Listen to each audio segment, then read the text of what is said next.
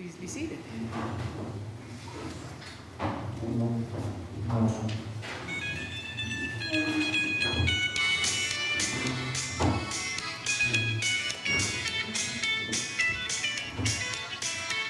came here looking for something I couldn't find anywhere else.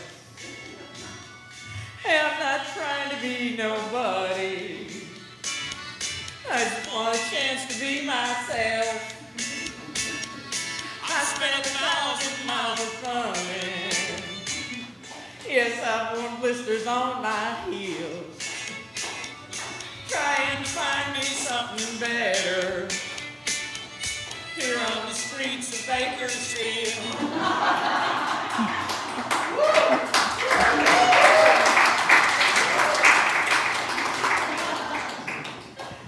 Hey, I'm Sarah Blain, and I wanted to tell you about this fascinating experience I had canvassing in Bakersfield.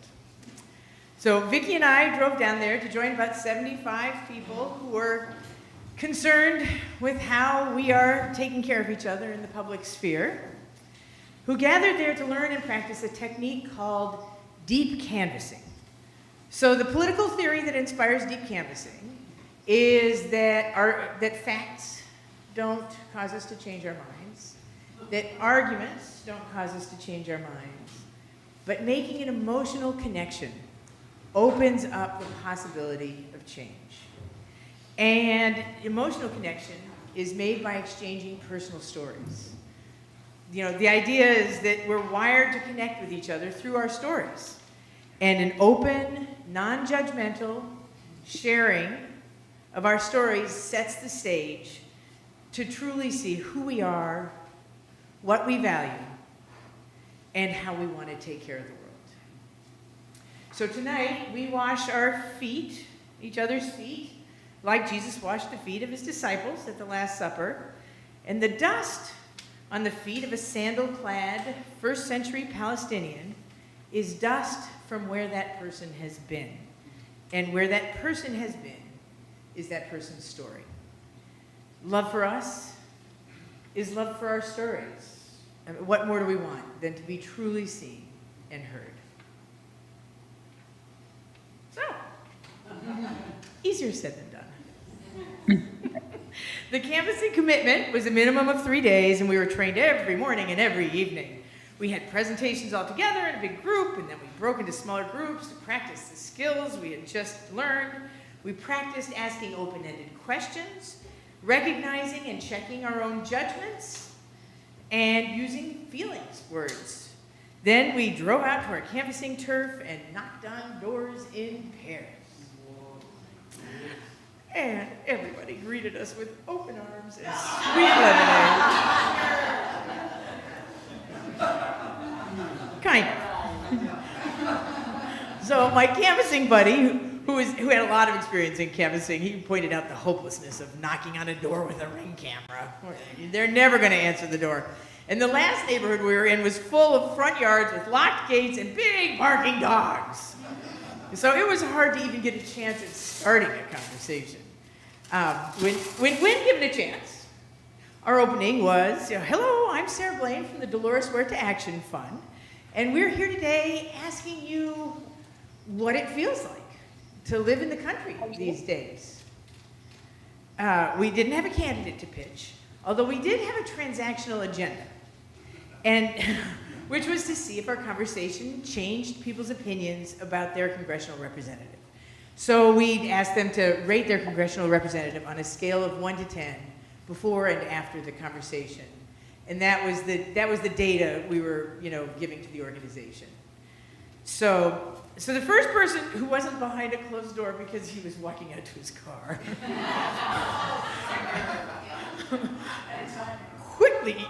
quickly made to leave. But I addressed him in Spanish. And he turned and responded to us. We had the whole conversation in English. His English was way better than my Spanish. But there's something powerful about working hard to speak someone else's language. And if you are a Spanish speaker and listening to me speak Spanish, then you know I'm working hard. That's the deal. So he was on his way to visit his father, who was sick, and he started the conversation like really harsh and judgy about how, you shouldn't get anything that you haven't worked really hard for. And every man for himself. He was really proud of where he lived, which was a property he bought a long time ago, and he had built on the property, and it was now 4 rental properties. But as we continued our conversation, he talked about grief he had, about being estranged from his family, and caring for his ailing father. So we listened to a man who had lots of people he loved couldn't take care of themselves. And he took care of her. We listened to a feeling man who, who indeed was not out for himself, just for himself. So, what I hope is that he heard himself the same way we heard him. In contrast, then we talked to this other woman who told us the story of her vision of an angel when her husband came to pick her up after breast cancer surgery. It was really beautiful. And she also shared that she was hospitalized with COVID. And while she was sick, had a vision of her soul trying to leave the room. It was really powerful. And then she ended the conversation talking about land reform in California with us. Oh my. I would never say anything that radical to anyone, anywhere. I mean, I might sing, "Let every man neath his vine and fig tree live in peace and unafraid," but only in a very not political context would I ever sing that song. So the opening we had between us was really powerful. She and I made a connection about faith. And I think that made space for a deeper connection. So that was one of the stories that I told, because the idea was that we were there to tell personal stories. And so one of the stories that I told was about an immigrant experience that outed me as a church lady.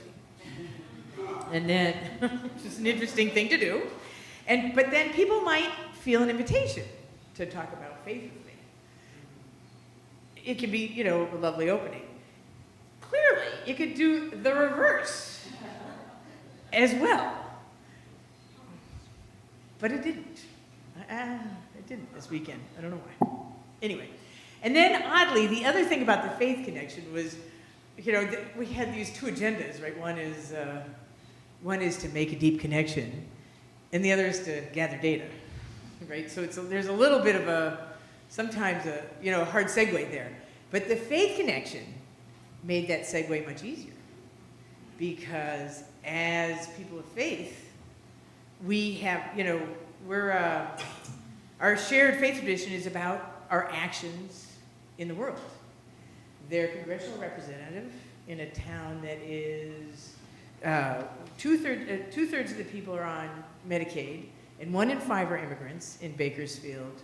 He voted to cut Medicaid funding and triple the ICE budget, which is, a pretty clear contradiction from the pretty direct work that Jesus gave us to do to welcome the stranger, feed the hungry, care for the sick.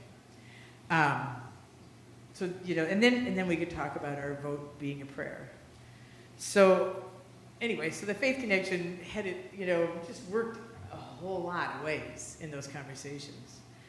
I was really grateful for this amazing experience. So the experience was about making deep connections with people with different political opinions than my own. And the times aren't conducive to that. But we did it anyway. We didn't physically wash each other's feet, like we'll be doing here, but we shared our stories and listened deeply to each other, all of us made in the image of God. So it was billed as a secular experience, but building an intentional community to learn to love each other is the hard work Jesus gave us to do.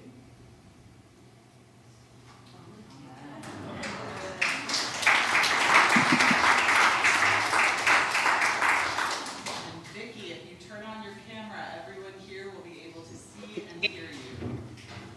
Hey.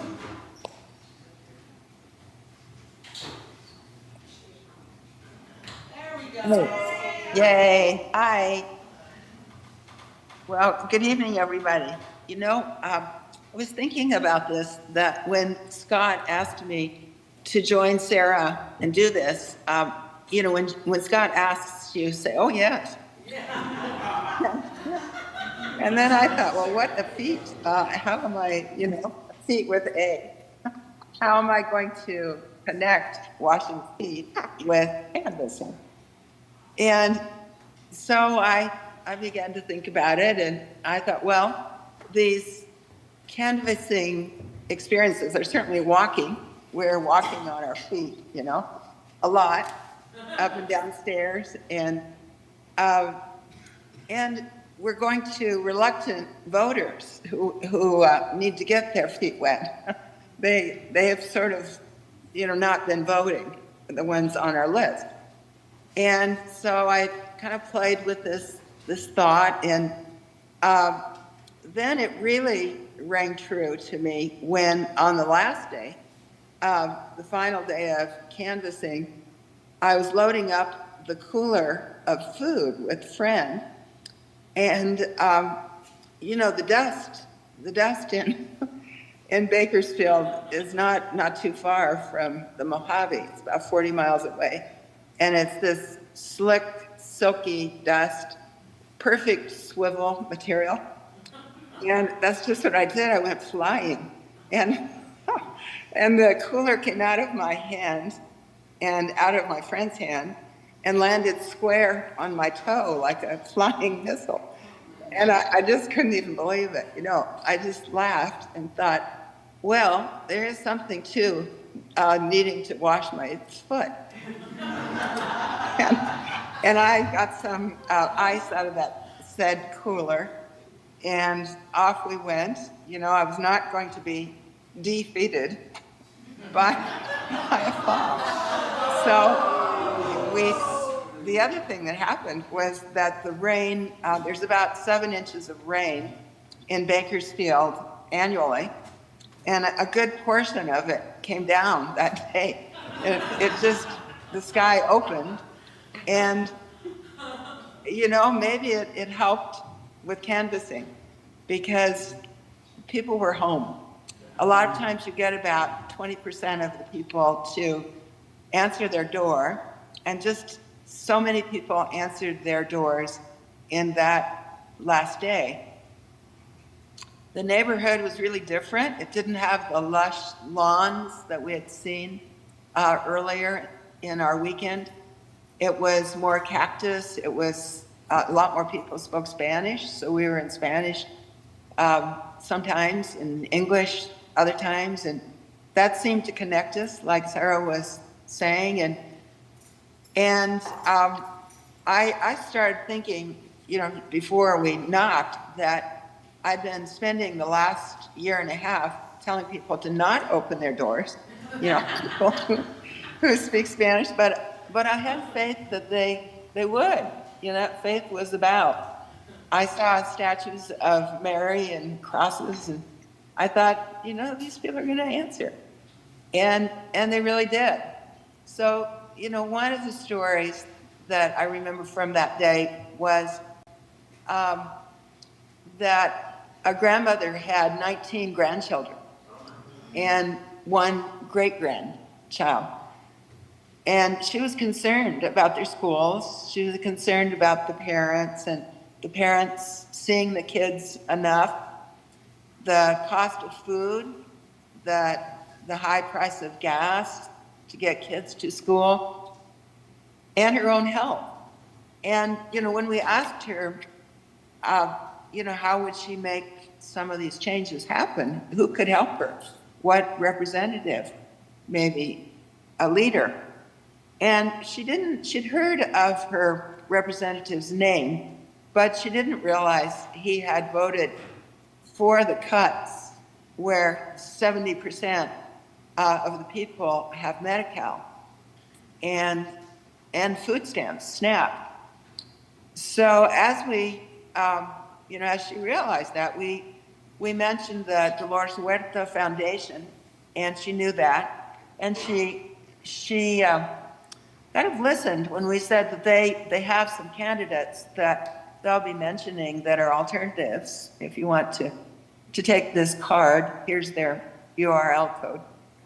So that seemed like we had, we'd connected. And we were looking pretty straggly. So, my dry as a bone raincoat was drooping wet, and my friend's wind umbrella, that is a perfect model, was upended, with the wind. And yet people welcomed us. It was really quite remarkable that we talked to more people in that rainy day. And it was really cut off short so we could get back home with the weather bad. And we talked to more that day than any day. Maybe, I thought that when normally people took a little time to warm up, I thought maybe it was just, not, they acted like everything was ducky keen and would say, how are you? How's it going? And they'd say, oh, fine. But in this case, there were more ducks outside than things being good. It was just pouring. And she really opened up. And it wasn't so easy to relate sometimes to others. There was one guy earlier in the weekend that I looked at his house and just remembered kind of the mantra of what our training said, to just open mind, open heart, let the person talk most. And what I saw in the yard, often you can figure out what would be engaging to people by looking at what's in their yard. You might see toys, and there are going to be kids, and that might be an interest. And in this yard, there wasn't a no solicitors sign, so I could knock and feel okay, but there was a great big plaque that was armed services. And I thought, well, this will be interesting. And so the conversation started very congenially. And as we continued, the father of a son who was in the Army and a daughter who was a policewoman said to me, he said, oh, I didn't know what your opinions might be. So now I can be really honest. And I thought, what's next now? He said, my kids knew how to take apart a gun when they were children in 2 minutes.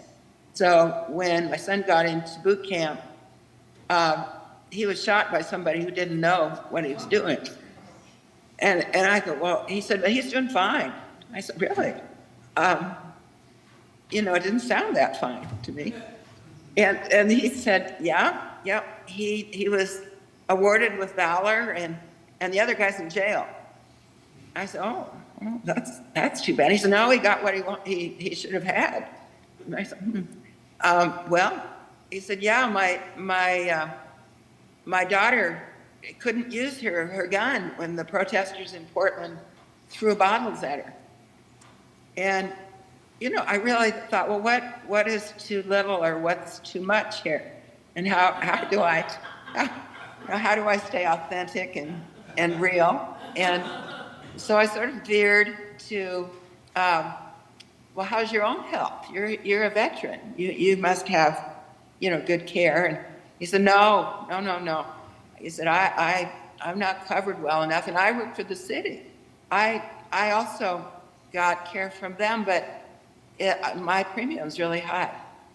And I said, oh, that was a sort of a common bridge, I thought. And he said, yeah, those billionaires, those politicians, that's just the way it is. They get the money. And I thought, well, my companions on that canvassing were waiting for me down the block. So I said, well, I know what you mean. you know, and sometimes you don't really know what else to say. But I thought that he'll figure out the contradictions. That's just what we're there for, to help people say it and then think what they've just said later, and that there'll be follow-up from the Dolores Huerta Foundation.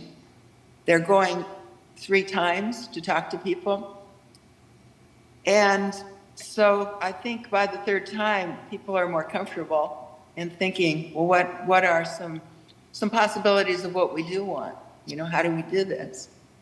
And I left there, well, my toe, that appendage was swelling. And I thought, this is interesting that I'm going back to Bakersfield within the month. And as I went back the 2nd time, I found myself at a foot bath at a hot springs. And my toe at that point was wanting that. And I'd been hobbling around for a month.